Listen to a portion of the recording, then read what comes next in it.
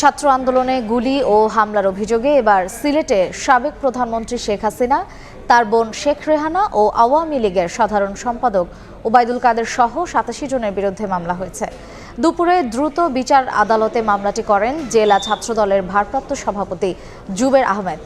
অভিযোগ করা হয়, গত ৪ আগস্ট বন্দরবাজার এলাকায় ছাত্র জনতার আন্দোলনের সময় পুলিশ, আওয়ামী লীগ, তার অঙ্গ সহযোগী সংগঠনের নেতাকর্মীরা গুলি ও হামলা করে। মামলায় নির্দেশদাতা হিসেবে শেখ হাসিনা, শেখ রেহানা ও ওবায়দুল কাদেরকে আসামি করা হয়। এছাড়া ৫০০ থেকে ৬০০ জনকে অজ্ঞাত আসামি করা হয়েছে। ৮৭ জনের বিরুদ্ধে আজকে মামলা করেছি আমরা কোর্টে। বিজ্ঞ আদালত আমাদের বক্তব্য শুনেছেন। শুনে এই আসামিগুলোর সবার ছবিও দেওয়া হয়েছে, অস্ত্রসহ ছবিও দেওয়া হয়েছে। আদালত শুনে এজাহার করে আদেশ দিয়েছেন। আমরা দাবি জানাচ্ছি, কোর্টের কাছে পেশ করেছি, কোর্ট মামলা গ্রহণ করেছে। আমরা চাই দ্রুত সময়ের মধ্যে এদেরকে গ্রেফতার করা হোক।